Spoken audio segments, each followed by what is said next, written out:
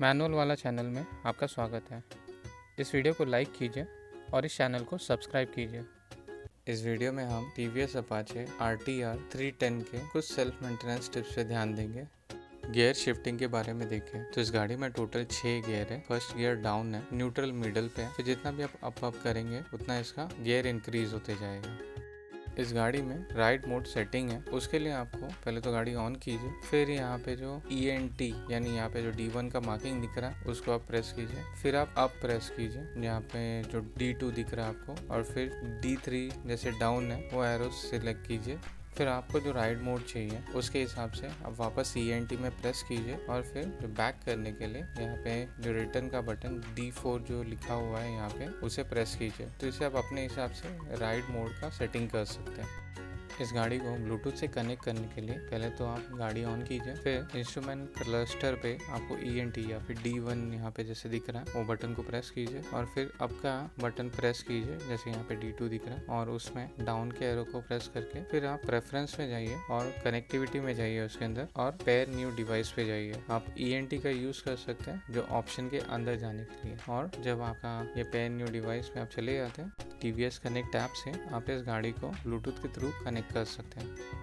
Bluetooth connect करने के लिए आप TVS कनेक्ट ऐप का यूज़ कर सकते हैं। जब आप ऐप डाउनलोड करते हैं तो उसमें आपको साइनअप का पेज मिलेगा। साइनअप पे जो आप फेसबुक, गूगल या फिर क्रिएट एन अकाउंट करके आप अपना अकाउंट क्रिएट कर सकते हैं। अगर आपका ऑलरेडी अकाउंट है तो साइन इन कीजिए, और अदरवाइज आप क्रिएट एन अकाउंट करके आप डिटेल फिल कीजिए, OTP से वेरीफाई कीजिए अपने, और फिर गाड़ी के चेसिस नंबर आप यहाँ पे एंटर कीजिए, फिर कनेक्ट पे प्रेस कीजिए और अपने गाड़ी को ब्लूटूथ से कनेक्ट कर लीजिए।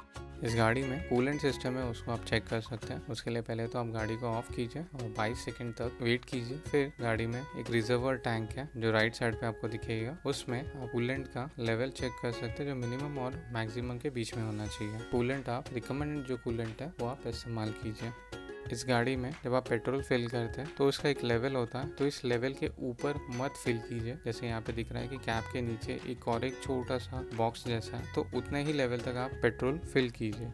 इंजन ऑयल के बारे में अगर हम देखें तो जैसे यहाँ पे आपको दिख रहा है अपर एंड लोअर के बीच में आपका इंजन ऑयल होना चाहिए, तो ये ऑयल लेवल डिपस्टिक होता है, इसमें ये मार्किंग आपको दिखेगा। इस गाड़ी में आप 10W50 का सिंथेटिक ऑयल इस्तेमाल कीजिए, या फिर जो रिकमेंडेड इंजन ऑयल है वो आप यूज़ कीजिए। और अगर आपको इंजन ऑयल ड्रेन करना है तो नीचे आप जो इसका बोल्ट ओपन कीजिए और फिर आप इंजन ऑयल ड्रेन कर सकते हैं।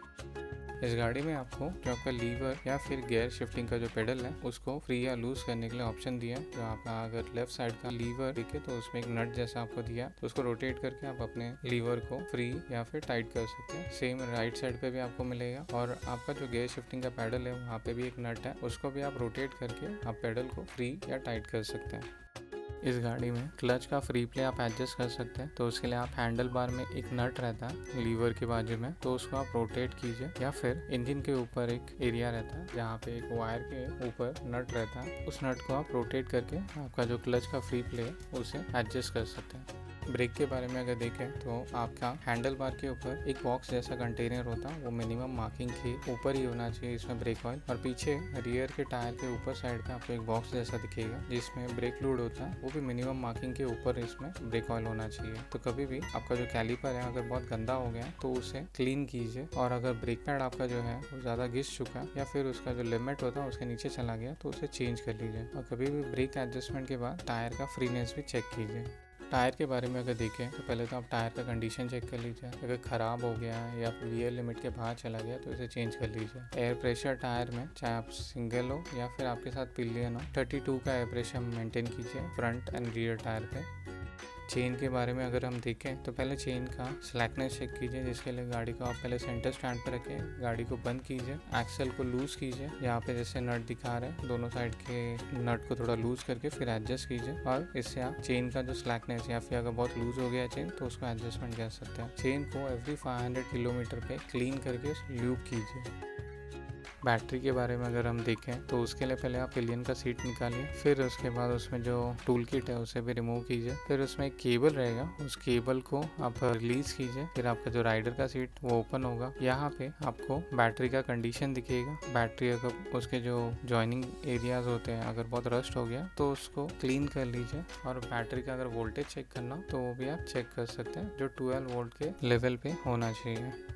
फ्यूज़ बॉक्स के बारे में अगर देखें तो ये बैटरी के बाजू में ही होता है। इसमें 6 फ्यूज़ होगा टोटल। आप पहले तो फ्यूज़ बॉक्स के कवर ओपन कीजिए, जो फ्यूज़ पुलर है उसका यूज़ करके फ्यूज़ का कंडीशन चेक कीजिए, अगर ख़राब हो गया तो चेंज कर लीजिए। इस गाड़ी में बॉक्स में जहाँ पर भी फ्यूज़ है उसका क्या यूज़ है वो भी आप यहाँ पे देख सकते हैं। स्पेयर फ्यूज़ भी वहाँ पे ही नियर बाय होगा, आप उसका भी यूज़ कर सकते हैं फ्यूज़ चेंज करने के लिए। मेंटेनेंस शेड्यूल के बारे में देखें तो इस शेड्यूल में जहाँ पे आई लिखा है उस एरिया को इंस्पेक्ट कीजिए, यहाँ पे आर लिखा है उसको रिप्लेस कीजिए, यहाँ पे टी लिखा है उस पार्ट को टॉप अप कीजिए, यहाँ पे सी लिखा है उसको क्लीन कीजिए, जहाँ पे ए लिखा है उस एरिया को एडजस्ट कीजिए, यहाँ पे एल लिखा है उस पार्ट को लुब्रिकेट कीजिए, यहाँ पे टी आई लिखा है उस पार्ट को आप टाइट कीजिए। तो पहला सर्विस 1000 किलोमीटर या फिर 1 मंथ पे आपको करना पड़ता है, फिर एवरी 5000 किलोमीटर या फिर 6 मंथ में आपको आपका सर्विस कराना चाहिए गाड़ी का। कुछ पार्ट्स हैं जिसको रेगुलर आपको चेंज कराना पड़ता है। पहले तो इंजन ऑयल को 10,000 किलोमीटर पे या फिर 12 मंथ्स पे चेंज कीजिए। एयर क्लीनर एलिमेंट को 10,000 किलोमीटर या फिर 12 मंथ्स में चेंज कीजिए। स्पार्क प्लग एवरी 20,000 किलोमीटर या 24 मंथ्स में चेंज कीजिए। फ्रंट फोक ऑयल को 20,000 किलोमीटर या फिर 24 मंथ्स में चेंज कीजिए। फ्रंट एंड रियर के ब्रेक फ्लूइड को भी 10,000 किलोमीटर या 12 मंथ्स में चेंज कीजिए। फ्यूल फिल्टर उसे 20,000 किलोमीटर या फिर 24 मंथ्स में चेंज कीजिए। कूलेंट उसके होस और ओरिंग को 30,000 किलोमीटर या 3 ईयर्स में चेंज कीजिए। इस गाड़ी के लिए कुछ रिकमेंडेड चीज़ें आपको यूज़ करना चाहिए, जैसे इंजन ऑयल यहाँ पे दिख रहा है, फ्रंट फोक ऑयल है वो भी आप यहाँ पे देख सकते हैं, डिस्क ब्रेक के लिए जो ब्रेक फ्लूइड होता है वो भी आप चेक कर सकते हैं, ग्रीस कौन से कंपनी का आपको यूज़ करना है, स्टीयरिंग के लिए जो ग्रीस होता है वो कौन सा यूज़ करना है, और चेन क्लीनर या फिर चेन लुब्रिकेंट के लिए क्या इस्तेमाल करना है ये आपको यहाँ पे दिख रहा है। कूलेंट भी आप यहाँ पे देख सकते हैं कौन सा कूलेंट आपको इस्तेमाल करना चाहिए।